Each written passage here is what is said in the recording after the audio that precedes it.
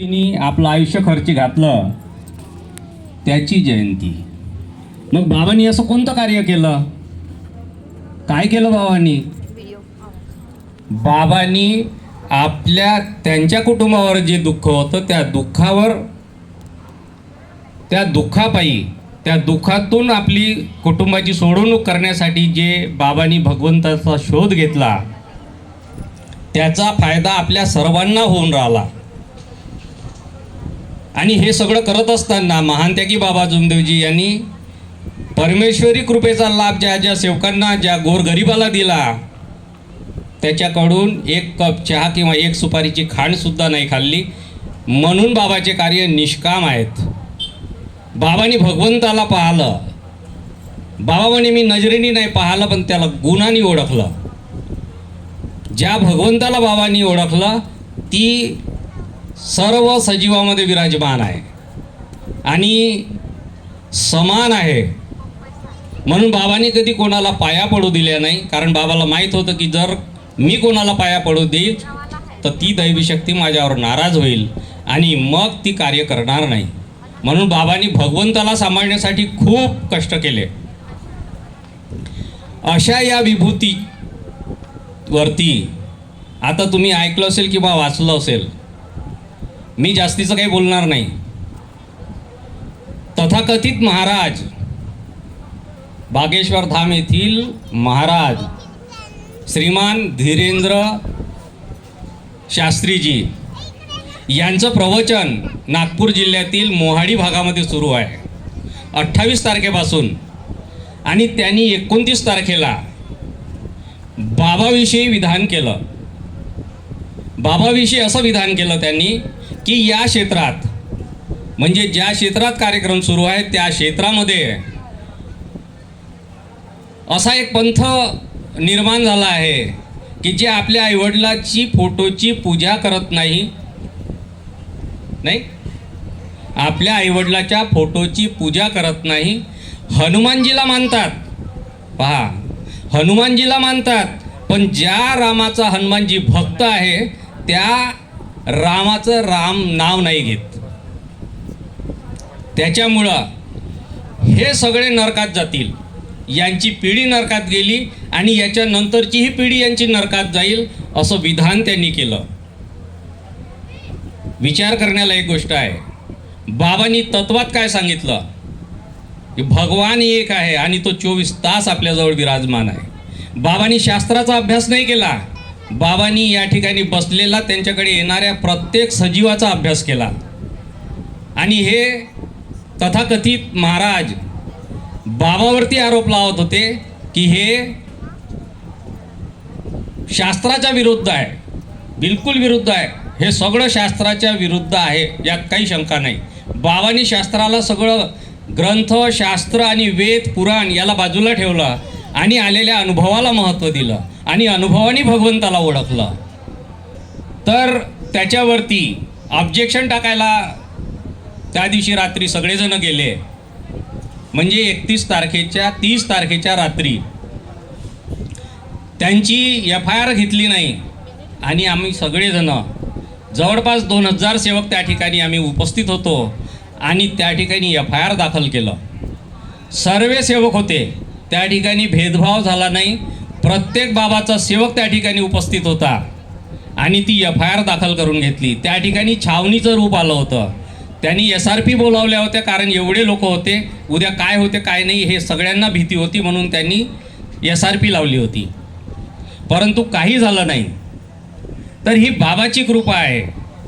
त्यांना सांगायचं होतं परंतु त्यांना भेटू दिलं नाही.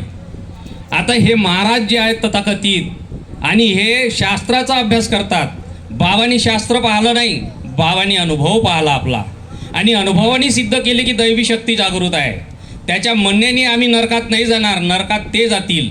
जे आम्हाला नरकात पाठवण्याचा विचार बोलून राहिले ते आपल्याला नरकात नाही पाठवू शकत, कारण आपल्याजवळ दैवी शक्ती उभी आहे. आणि बाबांनी आपल्याला अनुभवाने सांगितलं आहे. काय सांगितलं? तर बाबांनी आपल्याला काय सांगितलं त्याचं असं म्हणणं होतं की आमचं असं म्हणणं होतं की यांनी माफी मागावं. धीरेंद्र स्वामी शास्त्री यांनी सेवकांना आणि बाबाला माफी मागावी. जर माफी मागितली नाही तर त्याला इथून जाऊ देणार नाही. त्याला चिंता पडली, कारण त्याला माहीत झालं की या ठिकाणी असा असा बवाल उभा झाला आहे आणि आता काय होईल, आपला कार्यक्रम रद्द होईल याची भीती त्याला झाली. आणि त्याचं असं म्हणणं आहे की 31 तारखेला त्यांनी SP ला असं आश्वासन दिलं की मी लाईव्ह प्रोग्राममध्ये माफी मागील. आणि त्यांनी आम्हाला असं आश्वासन दिलं SP साहेबांनी की धीरेंद्र स्वामी तुम्हाला माफी मागणार आहे, म्हणून तुम्ही कुठल्याही प्रकारचं काहीही करू नका, माझ्या शब्दावर विश्वास ठेवा. जर समजा त्यांनी माफी मागितली नाही तर तुम्ही जे म्हणाल ते आपण करू, त्यांना FIR दाखल करून आपण त्यांना अंदर करू. परंतु तसं केलं नाही आणि त्यांनी माफीसुद्धा मागितली. विद्वान पंडित आहे तो, त्याच्यासमोर जर कोणी गेला तर तो त्याचा दिमाग वाचते. आम्हाला तर समजलं नाही, पण त्याला दिमाग वाचता येते आणि समोरच्याचा दिमाग वाचून तो त्याला उत्तर देते, असं त्यांचं म्हणणं आहे. त्यांच्या अनुयायाचं असं म्हणणं आहे की ते शास्त्री बुवा खूप विद्वान आहे आणि ते इतके विद्वान आहे की समोरचा जो माणूस येते त्याचा ते अभ्यास करतात, त्याचा दिमाग वाचतात आणि त्याच्या प्रश्नाची उत्तरं देतात. आणि जर एवढे विद्वान असतील तर त्यांना एका सेवकाने म्हटलं की आम्हाला आणि त्याला आमनासामनी एका स्टेजवर बसू आणि एक दुसऱ्याला प्रश्न विचारू. जर समजा तुम्ही हे केलं तर आम्ही तुम्हाला मानू, नाही तर आम्ही तुम्हाला आमचा मार्ग मानावा लागेल. परंतु त्यांनी ही सूचना मान्य केली नाही, कारण हे जेवढे महाराज आहेत हे सगळे यांची बनावट वृत्ती आहे. जर बनावट नसतं तर यांनी हे सगळं केलं नसतं. आता त्यांनी जो प्रश्न ठेवला होता की हे वडिलाची पूजा करत नाही, अरे मेल्यानंतर कोणी पाहिलं, त्या फोटोची पूजा केली पाहिजे म्हणून ते सांगून राहिले. मेल्यानंतर जो माणूस नरकात गेला की स्वर्गात गेला हे कोणी ओळखलं, कोणाला समजलं? कोणाला समजत नाही. तो भगवंतात विलीन झाला हे सत्य आहे, कारण या ठिकाणी नाही म्हणजे भगवंतात विलीन झाला, त्याची पूजा केली पाहिजे म्हणते तो. ते महाराज म्हणतात की त्या मेलेल्या आईवडिलाची पूजा केली पाहिजे. मग लगेच जिवंत असताना लात मारलं तरी चालेल, त्याला खायला अन्न नाही दिलं तरी चालेल, पण मेल्यानंतर त्याची पूजा करा फोटोची. आणि बाबांनी काय सांगितलं? जिवंतपणी सेवा करा. मेल्यानंतर भगवंतात विलीन झाले, त्याच्यानंतर आपण सेवा करू शकत नाही त्यांची. म्हणून बाबांनी सांगितलं की जिवंतपणी त्यांची सेवा करा. हे बाबाचे शब्द आहेत, मेल्यानंतर करायची गरज नाही. आम्ही आईवडिलाची फोटो ठेवू शकतो, पण आईवडिलाची इवन बाबांनी ज्या गुरुनी आपल्याला हे सगळं सांगितलं त्या गुरुनी सुद्धा आपल्या तोंडातून शब्द काढले आहे की माझ्या फोटोचीही पूजा करायची नाही आणि माझ्या फोटोला कधी हार चढवायचं नाही. अशी विभूती या पूर्ण विश्वामध्ये कुठेही भेटणार नाही. आपण जर फिरलो पूर्ण तरी आपल्याला अशी विभूती संपूर्ण विश्वामध्ये भेटणार नाही. ही शक्ती सहज नाही लाभली आपल्याला. आपण भाग्यवान आहो की आपल्याला महानत्यागी बाबा जुमदेवजीसारखे गुरु लाभले, कारण ही क्रिया द्वापार युगामध्ये कृष्णाने केली आणि कृष्ण भगवान झाला. आपल्याला बाबांनी कधी म्हटलं नाही की मी भगवान आहो, परंतु बाबांनी तेच कार्य केले जे कृष्णाने केले. बाबाची कृपा महान आहे, पण ते समजणं इतकं सोपं नाही. त्याला आता दुसरा प्रश्न होता, दुसरा प्रश्न कोणता होता?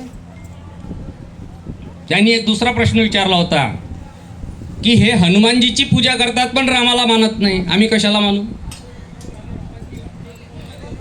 त्याचं म्हणणं होतं की हनुमानजी भगवान आहे. आमचं म्हणणं आहे की भगवान ही शक्ती निराकार आहे. बाबांनी साधना करताना हनुमानजीला समोर ठेवून साधना केली आणि जर आम्ही कोणतीही प्रतिमा समोर ठेवली नाही तर सारे लोक आम्हाला नास्तिक म्हणतील, म्हणून बाबांनी हनुमानजीची प्रतिमा समोर ठेवली. हनुमानजी भगवान नाही. या मार्गाचा प्रत्येक सेवक हे जाणते की आपण ज्या दिवशी पहिली अगरबत्ती लावली तेव्हा ज्योत लावली, कोण्या मूर्तीसमोर किंवा प्रतिमेसमोर आपण विनंती केली नाही. कोणी विनंती केली? ज्या दिवशी पहिल्या दिवशी अगरबत्ती लावली त्या दिवशी. कधी आपण कोणती प्रतिमेसमोर अगरबत्ती लावली होती? नाही लावली, कोणीच नाही लावली. म्हणजे आपण ज्या परमेश्वराची साधना करतो ती शक्ती म्हणजे हनुमानजी नाही. परंतु मुलगा जन्माला आला त्याला नाव द्यावं लागल. जर नाव नाही दिलं तर त्याला आवाज कसं जाईल? म्हणून बाबांनी म्हटलं की ज्याला समोर ठेवून बाबांनी साधना केली, मी तुझ्या रूपाने भगवंताचा परिचय करून देईल. बाबांनी भगवंताला